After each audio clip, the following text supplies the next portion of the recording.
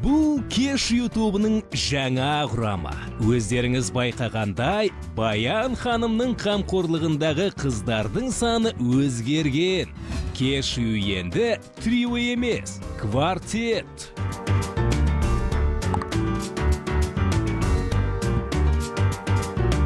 Шыны керек, продюсер бүгін көңілсіз. Жаңа құраммен алғашқы фото түсірілім жасап жатқан Мақсат қызы мұның себебін былай түсіндірді. Так уж складываются обстоятельства, что... белгілі себептермен амалсыздан Кеш ютубын жаңадан құрдық. Шыны керек, мен қыздармен жұмыс жасаудан жалықтым. Кез келген нәзік жандының арманы тұрмысқа шығу, ана атану. Осыған дейін мен топтағы арулардың мұндай тілегіне қарсылық білдіріп келдім. Себебі олар менің тобыма әнші болып келгендіктен, оларға жұмсалған қаражатты, еңбегімді ақтау керек емес пе? Бірақ әйел болып жаралған соң басты мақсатыңнан қайтпайды екенсің. Жаңа құрамда қыздардың да менімен қанша уақыт жұмыс жасайтынын білмеймін. Я не знаю, сколько он будет работать. Бір қызығы шоу-бизнестің акуласы саналатын продюсер жаңа құраммен келісім шартқа отырмапты. Не стану говорить, что у меня контракт именно 7 лет в прошлом году. Қыздармен бәленбай жылға келісімге отырдық, анау мынау деп өтірік айтпай-ақ қояйын. Арамызда ешқандай келісім шарт жоқ. Бұл жерде тек қыздардың сахнаға деген махаббаты бар. Енді маған бәрібір. Егер тұрмысқа шығып, үй шаруасымен айналысқысы келіп бара жатса, мен оларға ақ жол деймін. Я скажу ақ жол. Айта кету керек, продюсер шеттен әнші іздемеген. Жетекші Лашын тобын жауып, ондағы қыздарды Кеш юдың қатарына қосып отыр.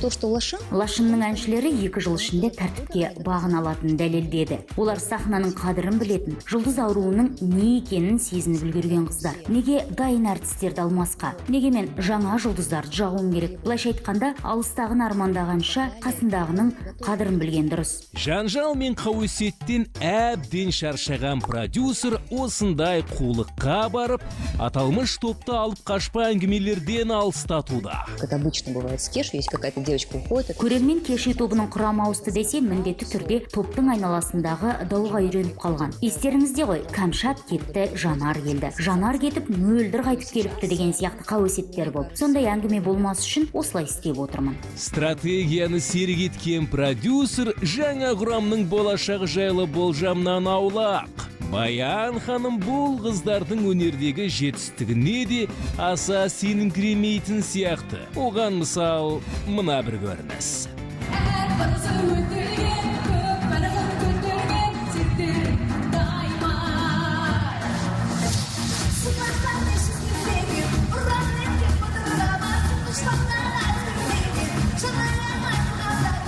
Это сложный вопрос. Қыздардан не күтесіз дейсіз бе? Бұл қиын сұрақ. Ештеңе күтпеймін. Бір Құдай біледі. Кеш юдың болашағын тағдырға тапсырған Мақсат қызы бүгінде өзінің жеке өміріне аса көңіл бөліп жүр. Атақты продюсер тіпті автобиографиялық кітап шығармақшы.